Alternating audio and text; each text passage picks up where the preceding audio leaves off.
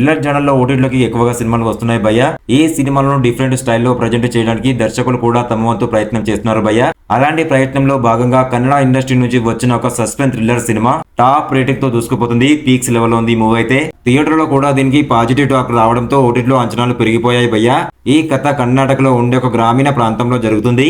ఆ ఊరిలో మాంసం కొట్టును నడిపే ఒక పెద్ద మనిషి చనిపోవడంతో అసలు స్టోరీ మొదలవుతుంది. ట్విస్టులు, సస్పెన్స్ తో ఈ సినిమా ఆడియన్స్ ని ఎంటర్టైన్ చేస్తుంది భయ్య. మరి మూవీ పేరేంటి, ఏ ఓటీటీలో ఉందో తెలుసుకునే ముందు వీడియోని ఒక లైక్ చేసి సబ్స్క్రైబ్ చేసుకోండి అబ్బా. Thank you. ఫస్ట్ ఈ మూవీ స్టోరీ ఏంటో తెలుసుకుందాం భయ్య.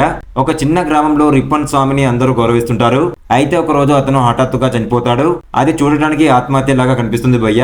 దీంతో అతని భార్య అశ్వినితో సహా అక్కడి వాళ్ళందరూ షాక్ అవుతారు. రిప్పన్ స్వామి మరణం వెనుక ఏదో రహస్యం ఉందని అందరూ అనుమానిస్తారు. ఇక ఆ గ్రామంలో టెన్షన్ మొదలవుతుంది భయ్య. అందరూ ఒకరినొకరు అనుమానిస్తూ ఉంటారు. రిప్పన్ స్వామికి శత్రువులు ఎవరున్నారనే ప్రశ్నలు వస్తాయి. అశ్విని తన భర్త మరణం గురించి నిజం తెలుసుకోవడానికి ట్రై చేస్తుంది భయ్య. రిప్పన్ స్వామి మరణం ఆ గ్రామంలో సంచలనంగా మారిపోతుంది. రిప్పన్ స్వామికి గ్రామంలో కొందరితో గొడవలున్నట్లు తెలుస్తుంది.